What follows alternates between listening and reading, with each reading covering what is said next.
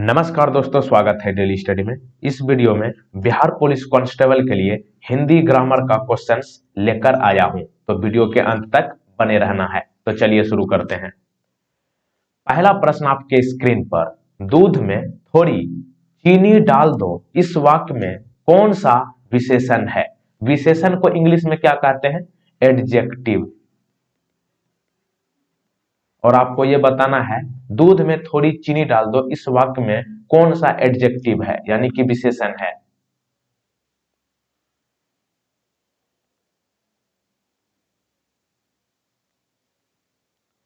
परिमाणवाचक विशेषण है इस वाक्य में। किस वाक्य में? दूध में थोड़ी चीनी डाल दो। अब यहाँ पे ऑप्शन देखिए।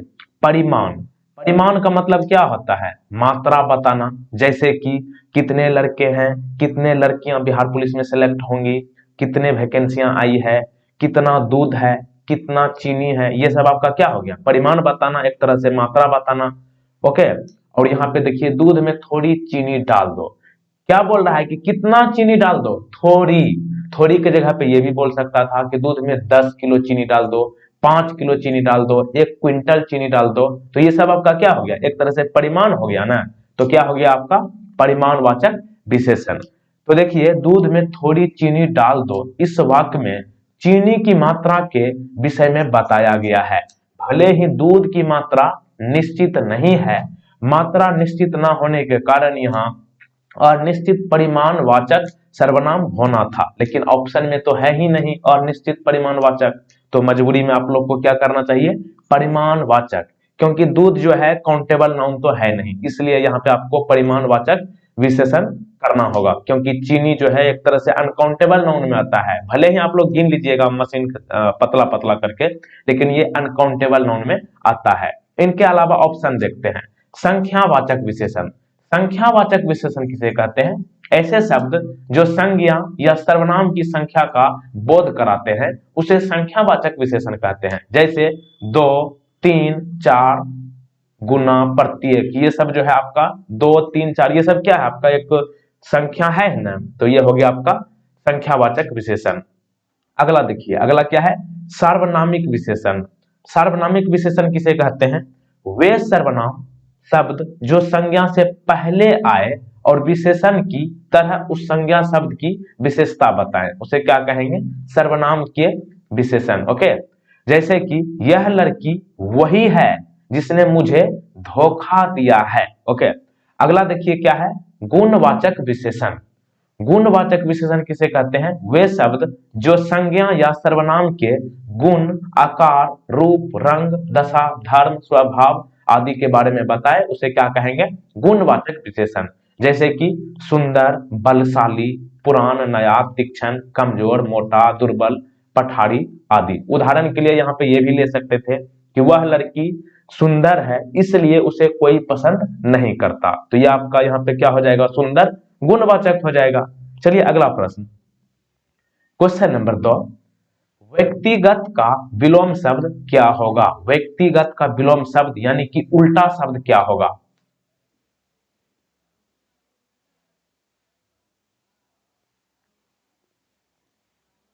सार्वजनिक होगा, ऑप्शन सी। तो देखिए, व्यक्तिगत का मतलब क्या होता है? व्यक्तिगत मतलब निजी, यानी कि प्राइवेट चीज। ओके। जैसे कि आप लोग का व्यक्तिगत फोन होगा, घर होगा, ये सब आपका क्या है? व्यक्तिगत है। तो यहाँ पे इसका उल्टा क्या हो जाएगा? पब्लिक, यानी कि सभी लोग का। तो उसे क्या कहेंगे? सार्वजनिक। सार्वजनिक मतलब क्या हो गया? पब्लिसिटी। पब्लिक मतलब सभी लोगों का। ओके। तो यहाँ पे ऑप्शन सी। Question number 3। भुजंग किसका पर्यायवाची है? भुजंग।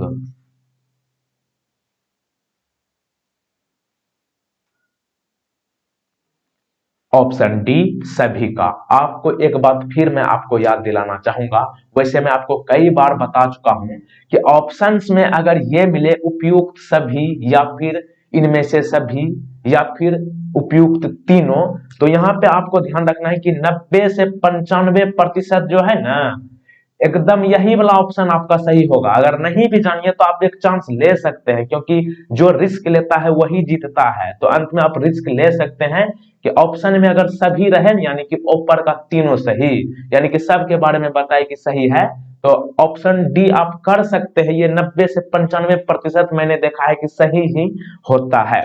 तो देखिए भुजंग का पर्यायवाची उरग, व्याल, सर्प है। अच्छा, पर्यायवाची किसे कहते हैं? पर्यायवाची जो है एक ही अर्थ में प्रयुक्त होने वाले शब्द जो बनावट में भले ही अलग हो उसे पर्यायवाची यानी कि समान अर्थ वाला शब्द कहते हैं। जैसे कि आग, आग को क्या क्या कह सकते हैं? आग को अनल, पावक, दहन, हवा समीर, अनिल और वायु कहते हैं। भुजंग के अन्य पर्यायवाची आपको ध्यान रखना है, जैसे कि भुजंग का हो जाएगा शेषनाग, अहि, पन्नग, फनिस, नाग, सारंग और सांप। क्वेश्चन नंबर 4, कुठाराघात का क्या अर्थ है? कुठाराघात का क्या अर्थ है?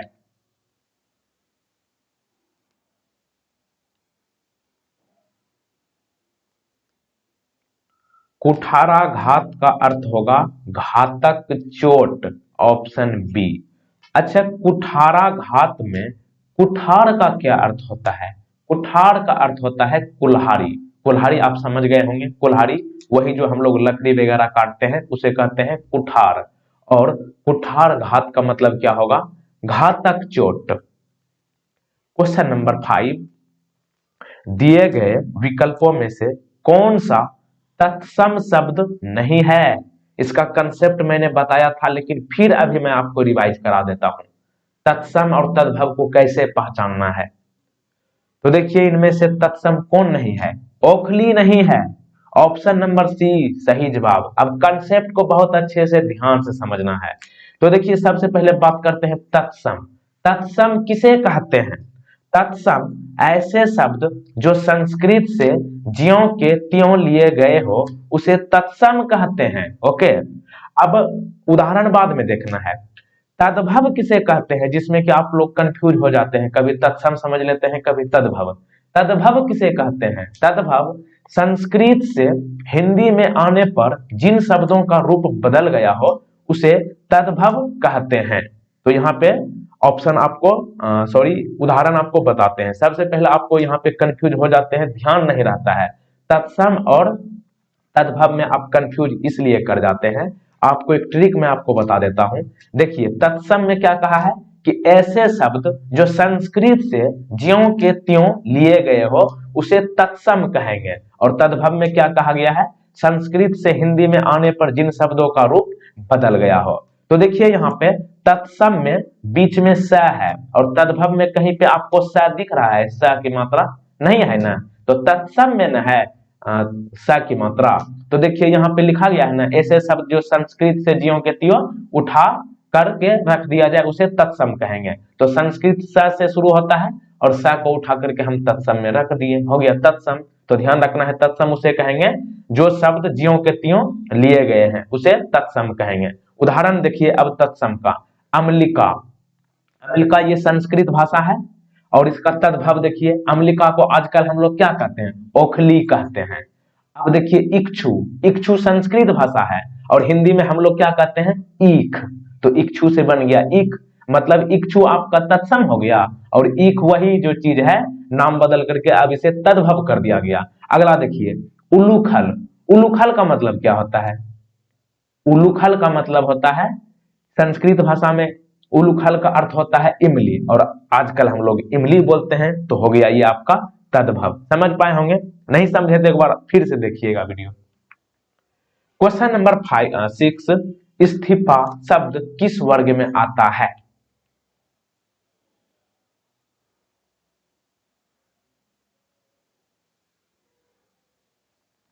इस्तीफा शब्द जो है विदेशज शब्द के अंतर्गत आता है, ऑप्शन डी। तो देखिए विदेशज किसे कहते हैं? विदेशी भाषा से आए हुए शब्द जो हिंदी भाषा में सम्मिलित हुए हैं उसे विदेशज कहते हैं। खास करके अरबी भाषा, फारसी भाषा, तुर्की भाषा, उर्दू भाषा, अंग्रेजी और पुर्तगाली। ओके, तो यहाँ पे आप देख सकते हैं अदालत, ये सभी जो है दूसरे इन भाषाओं में से लिया गया है। हिंदी में अदालत, ऑफिस, इस्तीफा, तो ये आपका क्या हो गया? विदेशज। अब तत्सम तद्भव तो मैं आपको बता चुका हूं, एक बार फिर रिवाइज कर लीजिए। ऐसे शब्द जो संस्कृत से ज्यों के त्यों लिए गए हो उसे तत्सम कहते हैं। संस्कृत को बोल रहा है ना, ज्यों के त्यों लिए गए हो, तो संस्कृत को उठा करके हम यहाँ ले आए, ओके, तो हो गया ना तत्सम। और तद्भव क्या है, संस्कृत से हिंदी में आने पर जिन शब्दों का रूप बदल गया हो उसे तद्भव कहेंगे। एक होता है देशज, पूछा जाता है, देशज किसे कहते हैं, ऐसा शब्द जो देश यानी कि भारत की अन्य या क्षेत्रीय भाषा से हिंदी में सम्मिलित किए गए हैं। जैसा कि आपको पता है कि पूरे भारत में तो हिंदी भाषा बोला नहीं जाता है, बहुत तरह के लैंग्वेज बोले जाते हैं, तो उन क्षेत्र से कुछ कुछ वैसे वर्ड को ले लिए गए हैं हिंदी भाषा में, उसे कहेंगे देशज। जैसे कि थैला, लोटा, ये सब जो है कहीं ना कहीं भारत के किसी दूसरे जगह से लिया गया है, तो उसे कहेंगे देशज। क्वेश्चन नंबर 7, खेतों में हरियाली नजर आ रही है, इस वाक्य में लाल वाला शब्द क्या है, यानी कि हरियाली क्या है।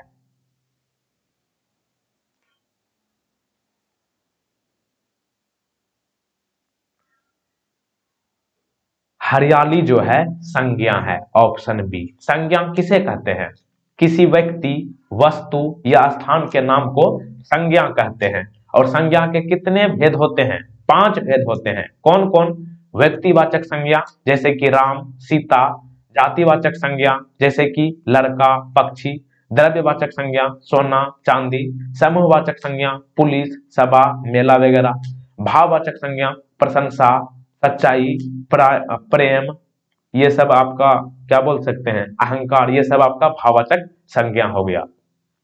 सर्वनाम किसे कहते हैं, सर्वनाम जो शब्द संज्ञा के स्थान पर प्रयोग किए जाते हैं उसे सर्वनाम कहते हैं। जैसे वह, तुम।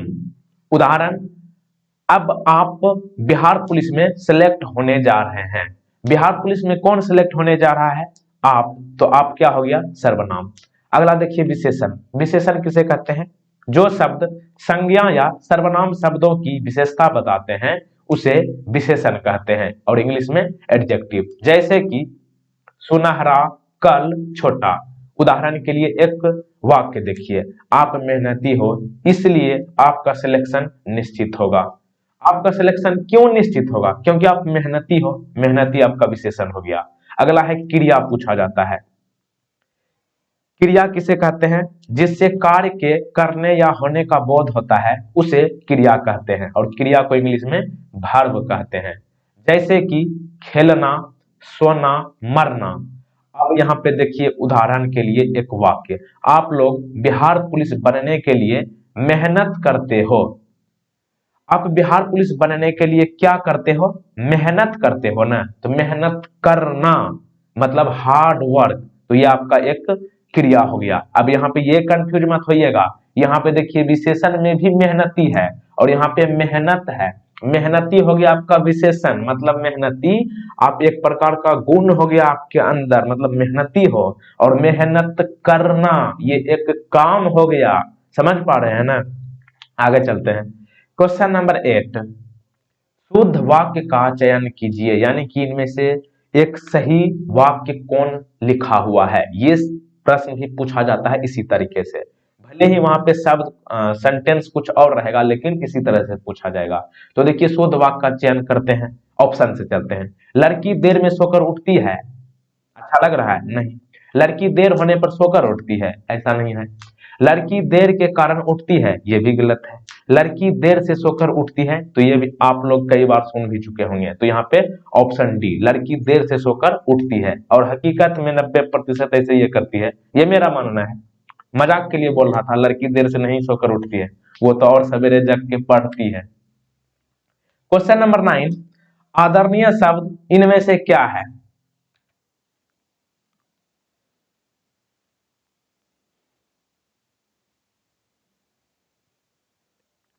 आदरणीय शब्द विशेषण है, यानी कि ऑप्शन डी।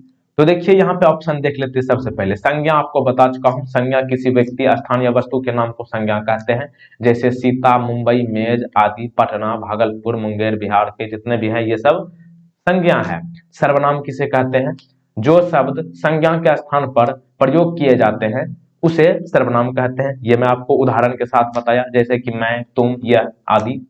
क्रिया किसे कहते हैं, यानी कि वर्ब, जिससे कार्य के करने या होने का बोध होता है उसे क्रिया कहते हैं, जैसे लिखना, दौड़ना, ये सब। विशेषण आपको बता चुका हूं, जो शब्द संज्ञा या सर्वनाम शब्दों की विशेषता बताते हैं उसे विशेषण कहते हैं, जैसे होनहार, सुंदर, ये सब। ओके, क्वेश्चन नंबर 10, अंग लगाना मुहावरे का उचित अर्थ क्या है? अंग लगाना मुहावरे का अर्थ क्या है? अंग लगाना मतलब अंग से अंग लगाना, ये आप लोग सुने होंगे। अंग से अंग लगाना मतलब गले लगाना, ऑप्शन बी। और इनके अलावा आपको मुहावरा कुछ इंपॉर्टेंट ध्यान रखना है, जैसे कि आंख बिछाना। आंख बिछाना मतलब सम्मान करना। मन महसूस कर रह जाना मतलब मन के भाव मन में ही रह जाना। अंक में समेटना मतलब गोद में लेना। क्वेश्चन नंबर नेक्स्ट, पवन का उचित संधि विच्छेद क्या होगा? संधि विच्छेद पवन का बताएं।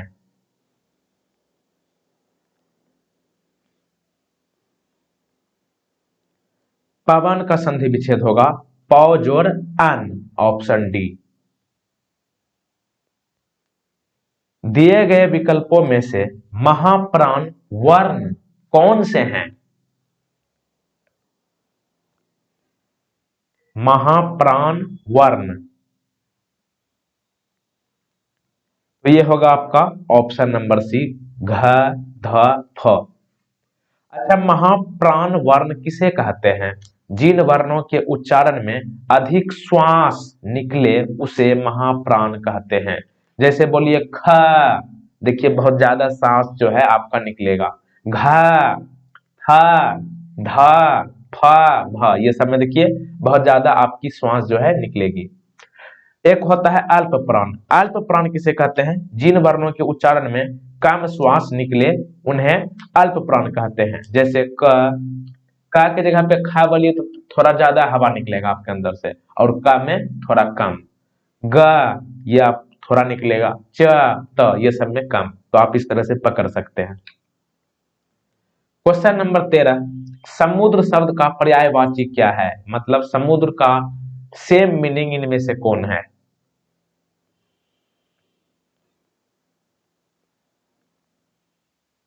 समुद्र शब्द का पर्यायवाची शब्द होगा प्योधि, ऑप्शन बी। और समुद्र शब्द के और कुछ अन्य पर्यायवाची शब्द आपको ध्यान रखना है, जैसे समुद्र को सागर कहा जाता है, ये आप लोग जानते होंगे। पयोधि कहते हैं, पारावार कहते हैं, नदीश कहते हैं, जलधि कहते हैं, जलधाम कहते हैं, नीरनिधि कहते हैं। क्वेश्चन नंबर 14, रमेश का संधि विच्छेद क्या होगा?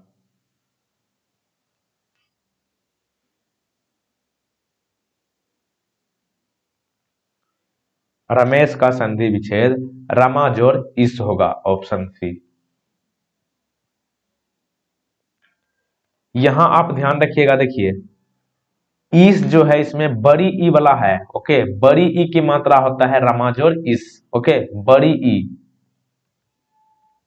क्वेश्चन नंबर 15, हिंदी में सर्वनामों की संख्या कितनी होती है? यानी कि सर्वनाम कितने प्रकार के होते हैं हिंदी में? सही जवाब है ऑप्शन नंबर सी, 11। तो ध्यान रखना है, हिंदी ग्रामर में सर्वनामों की संख्या कुल मिलाकर 11 होते हैं। सर्वनाम तो मैं आपको बता चुका हूं किसे कहते हैं। संज्ञा के स्थान पर प्रयुक्त होने वाले शब्दों को सर्वनाम कहते हैं, जैसे मैं, वह, उन्हें, अपने। और कुल मिलाकर जो कि 11 सर्वनाम है वे कौन कौन है? आपको तो यह ध्यान रखना है कि 11 सर्वनाम होता है, लेकिन एक्स्ट्रा जानकारी के लिए मैं, तुम, आप, यह, वह, जो, सो, कोई, कुछ, कौन, क्या, ये सब जो है 11 सर्वनाम की संख्या है। 15 क्वेश्चन आपको इस वीडियो में करा चुका हूं। एक प्रश्न आपके लिए रखा है, कई बार इसका डिस्कस कर चुके हैं इसी वीडियो में। संज्ञा कितने प्रकार के होते हैं? इस प्रश्न का सही जवाब आपको नीचे कमेंट बॉक्स में बताना है, संज्ञा कितने प्रकार के होते हैं। और आपको बता दें कि आप लोग जल्द से जल्द टेलीग्राम चैनल को ज्वाइन कर लीजिए। वहां पे इसी वीडियो के नीचे डिस्क्रिप्शन में आपको टेलीग्राम चैनल का लिंक मिल जाएगा, या फिर टेलीग्राम पर सर्च कीजिएगा डेली स्टडी। वहां पे आपको 2 ग्रुप मिलेगा, एक तो डेली स्टडी मटेरियल यानी कि जहां पे आपको पीडीएफ वगैरह मिलता है, और दूसरा है डेली स्टडी डिस्कशन, जहां पर आप जो है डिस्कस कर सकते हैं, यानी कि अपना क्वेश्चन शेयर कर सकते हैं। और वहां पे बहुत सारे लड़के लड़कियां जुड़ चुके हैं जो आपको आंसर तुरंत करने की कोशिश करेंगे, तो वहां पे आप जुड़ सकते हैं। और पिछला वीडियो आप नहीं देखे हैं तो यही लिंक पर क्लिक करके आप देख सकते हैं, पिछला वीडियो यहाँ पे है। और आपके सामने यहाँ पे बिहार पुलिस का स्पेशल प्ले लिस्ट है। और चैनल पे नए हो तो चैनल को सब्सक्राइब कर लेना और साथ ही बेल आइकन को प्रेस जरूर कर देना। वीडियो को आपको जो करना है कीजिए, ये आपके ऊपर निर्भर है। मिलते हैं अगले वीडियो में। जय हिंद, जय भारत, जय बिहार।